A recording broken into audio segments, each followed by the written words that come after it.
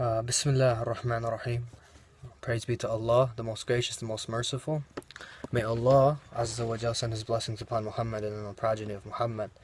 I'm making this short video today, mainly for my non-Muslim friends, but for everyone, regarding the word jihad. What does the word jihad mean? This word is all over the media.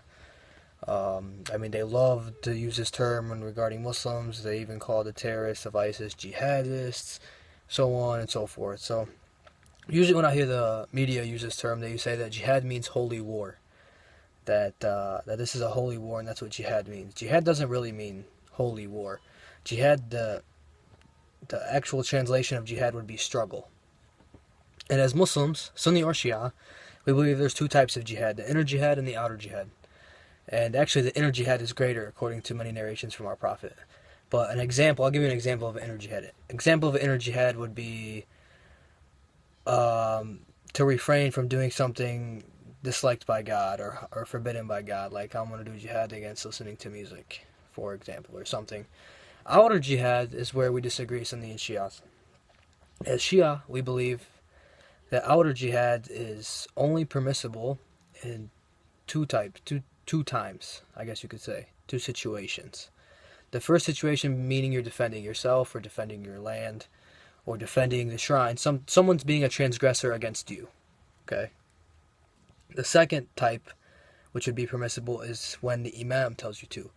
We as Shiites believe that there's 12 infallible beings who came after our Prophet who could dictate such things. But as it stands today, our 12th Imam is in a state of occultation, meaning he's not here right now, but he will return one day. So those are the only two times it's permissible for us.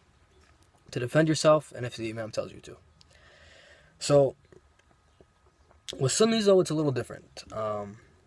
Just to give you an example, ISIS, they believe that jihad is permissible if they're trying to gain an Islamic khilafah. We as Shia believe that things like this are only permissible under the state of the Imam, and he wouldn't do anything like how ISIS has done it.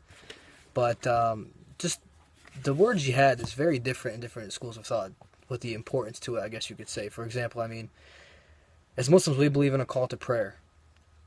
And in the call to prayer, we as Shia believe there's somewhere in there that says, and hurry to the best of deeds, and hurry to the best of deeds. During the Khilafah of Omar, during the reign of this second tyrant, this second terrorist in Islamic history, Omar ibn Khattab, he took that part out. And he said, no, this isn't the best deed. The best deed is jihad. And he said that salah, or prayer, when we pray 5 times a day, he said, this isn't the best deed. The best deed is jihad. And meaning the outer jihad. And this is another thing I'd like my Sunni brothers, any of them listening, to ponder on. We defend the Prophet, and we say, no, the Prophet never transgressed. He never did an offensive battle. He never, you know what I'm saying? He never transgressed against someone else. It was always them transgressing against him. And we defend this very easily. But then how can you say that about our Prophet? And then his quote-unquote rightly guided caliphs, as you call them, went and conquered the whole known world at the time, under the sword, under the shadow of Islam. This is illogical, my friend. How can you defend the Prophet and then say, well, no, his second quote-unquote successor went and conquered the whole known world at the time with the sword? This is why non-Muslims, they attack us and they say, Islam was spread by the sword. Well, under the reign of these terrorists, it was spread by the sword. But under the reign of our Prophet Muhammad, peace be upon him and his progeny, and his holy progeny, when they did have political leadership, it was never spread like this. Islam was never spread like this. So hopefully this clears up some of the misconceptions about this word. I'm trying to do videos on certain issues that you see in the media a lot today that have a very misconceptive type meaning to them when the media uses them, like jihad and sharia, which I might do next, and stuff like that.